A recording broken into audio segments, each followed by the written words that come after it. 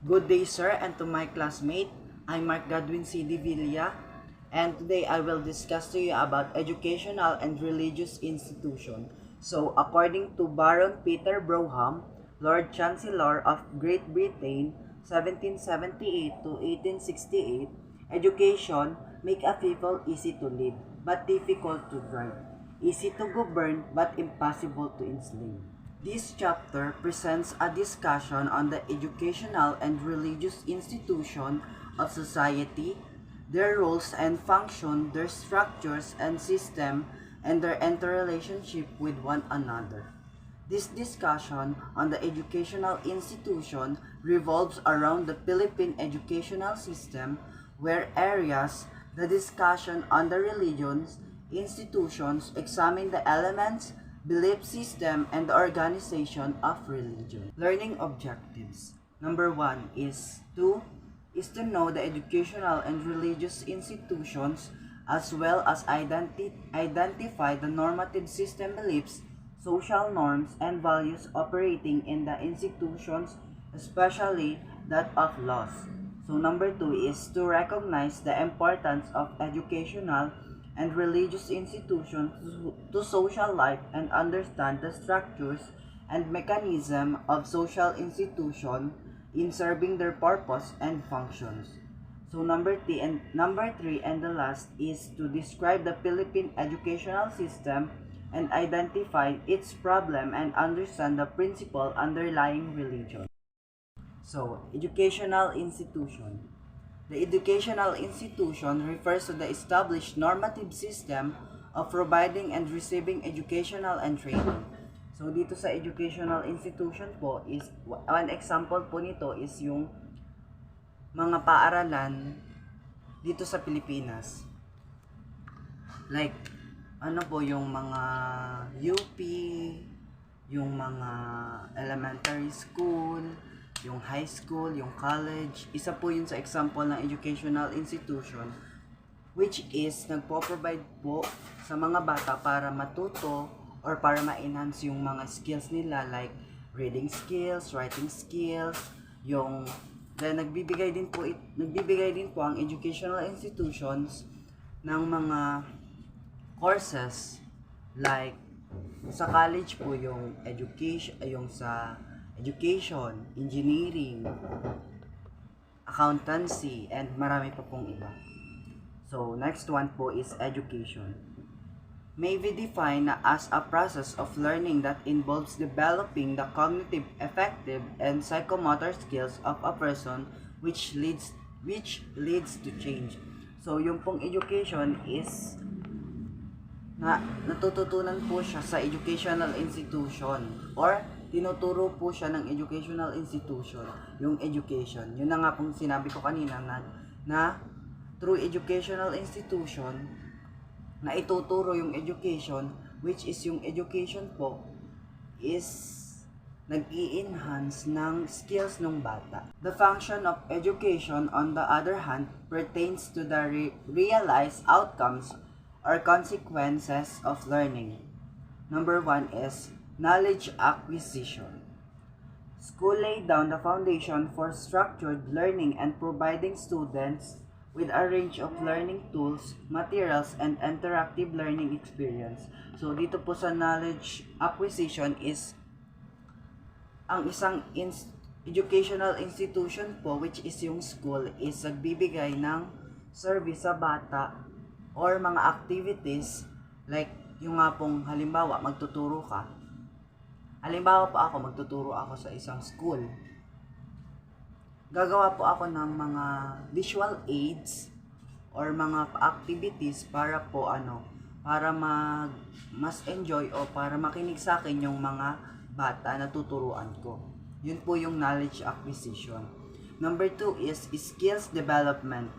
School being from the student their hidden potential, skills, and talents that are further developed through support and training and participation in curricular and extracurricular activities.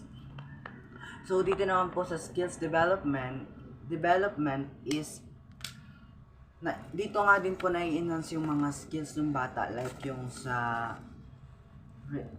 writing skills, reading skills, then kung may sports po sila, kung may tinatago pa silang talent like pagsasayaw, pagkanta, and marami pa pong iba.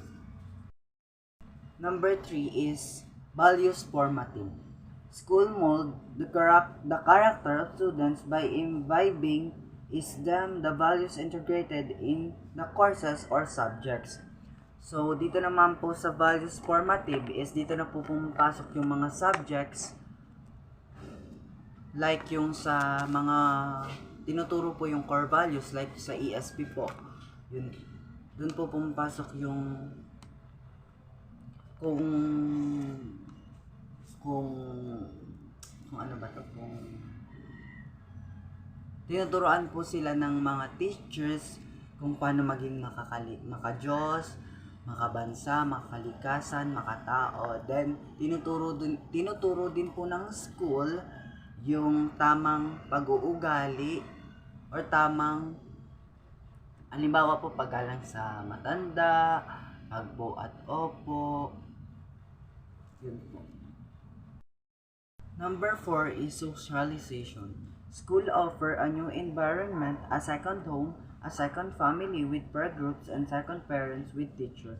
So, dito po sa socialization pumapasok yung nagiging pangalawang tahanan po ng bata, yung school. Then, nag-offer din po yung school ng new environment like yung yung mga bata nakikipag-alubila sa mga kalaro, sa mga classmate niya. Then yung tinuturing din po nila yung teacher nila na second parent. Number 5 and last is life preparation. School prepare the student for a life of independence. So, tinuturuan po dito yung mga bata para maging isang independence. Pagdating ng araw, or pagdating nila sa tamang edad, or pagdating nila sa point na gagawa na sila ng career sa buhay nila. Philippine Educational System, educational. Objectives in accordance to the Batas Pambansa bilang 232 known as the Educational Act of 1982, the educational system in the Philippines has the following aims. Number 1, provide a broad general education that will assist each individual in society to attain his or her potential as a human being and enhance the range of quality of the individual and the group. Number 2 is help the individuals participate in the basic function of society and acquire the essential educational foundation for his or her development into a productive and versatile citizen. Number 3 is train the nation manpower in the middle level skills required for national development. Number 4 is to develop the high-level professions that will provide leadership for the nation, advance knowledge through research, and apply new knowledge for improving the quality of the human life. Number 5 is respond effectively to changing needs and conditions through a system of educational planning and evaluation. Types of education. Number 1 is formal education. The systematic and deliberate process of hierarchically structured and sequential learning corresponding to the general concept of elementary and secondary level of schooling. So dito po sa formal education is ang sakop po nito is elementary and secondary level of schooling. Number 2 is non-formal education. Any organized systematic education activity carried outside the framework of the formal system to provide selected types of learning to a segment of the population. So dito naman po sa non-formal education is ito po yung mga private schools.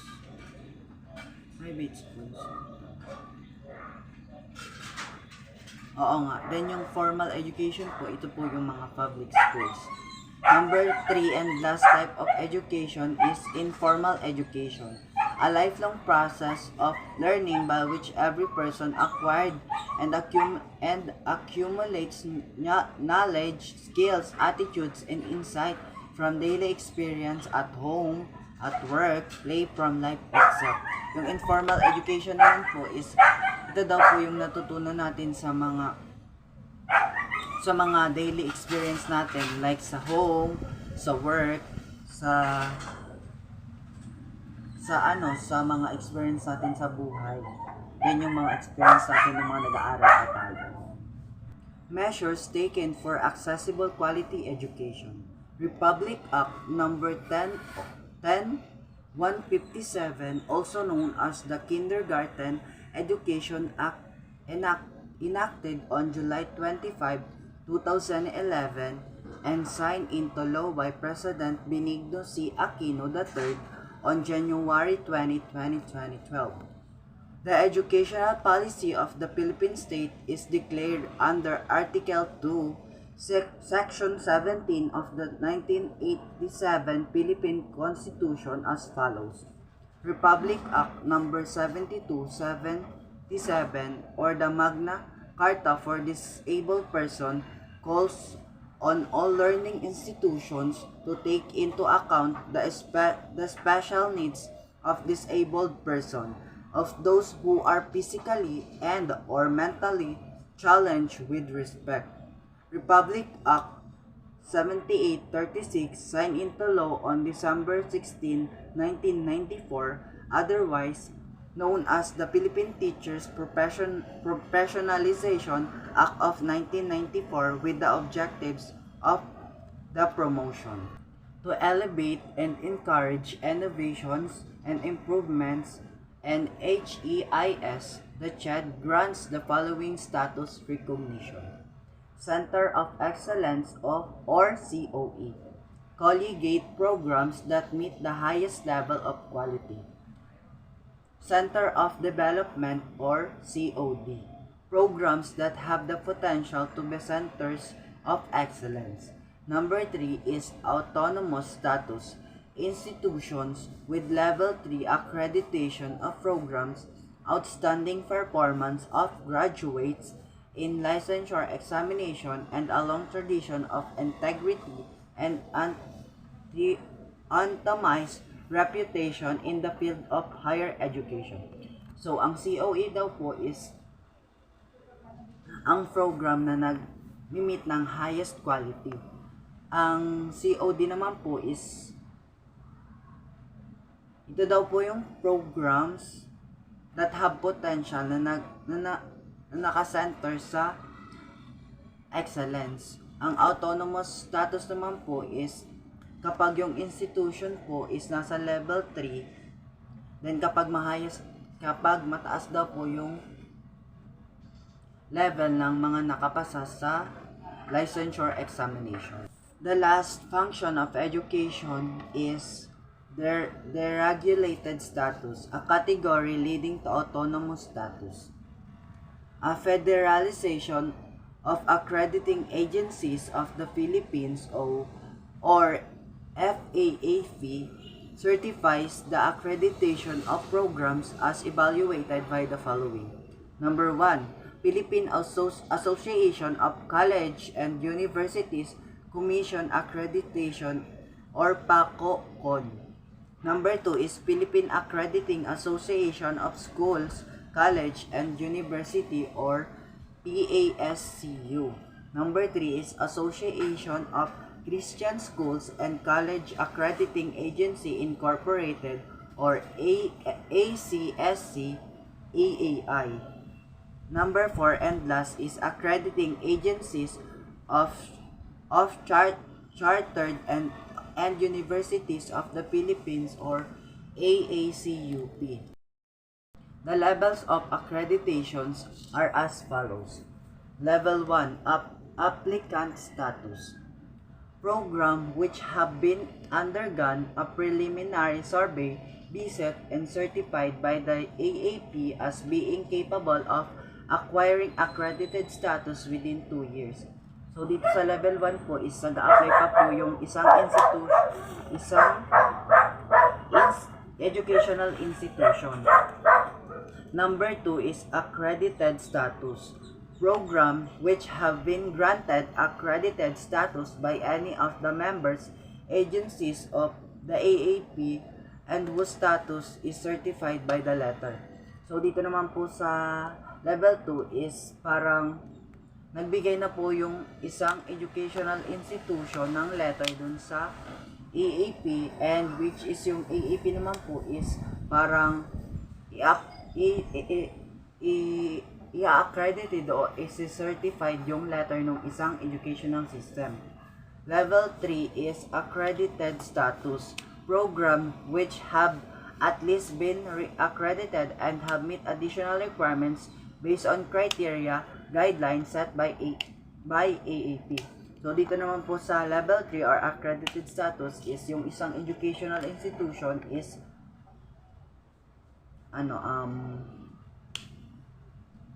parang susunod dun sa criteria and guidelines sa Senate nung EAP para ma-accredited.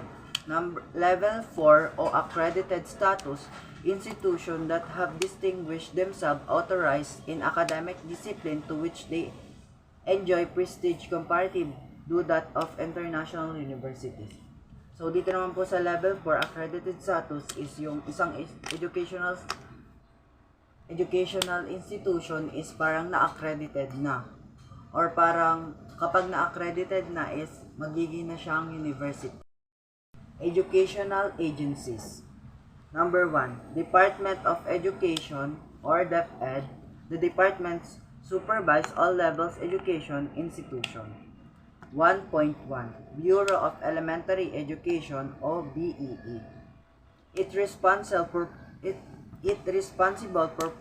for providing access and quality elementary education for all. So alam naman na po natin yung elementary. Hindi ko na po siya i-explain. Number 1.2 is Bureau of Secondary Education or BSE. It responsible for providing access and quality secondary education. So dito po sa Bureau of Secondary, ito po yung tinatawag nating high school. So hindi ko na rin po masyado siyang i-explain kasi alam namin din po natin yun. 1.3 is Bureau of Alternative Learning System o BALS. It responsible for contributing the improvement of the poor through literacy and continuing educational programs. So I think ito pong alternative learning system is ito po yung sinasagawa ng gobyernong tulong para sa mga kabataan na hindi kayang pag-aralin ng mga magulang nila. And I think ang isang example po nito na ginawa ng gobyerno is yung ALS, then yung TESDA. Yun po. 1.4 is Bureau of Physical Education and School Sports or BPESS. It was abolished under Chapter 3, Section 9 of Republic Act 9135. So, yun lang po yung part ko. Good day po and thank you. And the next reporter po is si Diana Crisha Placido.